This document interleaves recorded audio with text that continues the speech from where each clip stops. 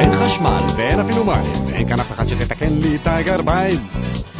אבל יש מקום אחר והוא הרבה יותר יפה, האוויר נקי, וזה ממש שווה זהב.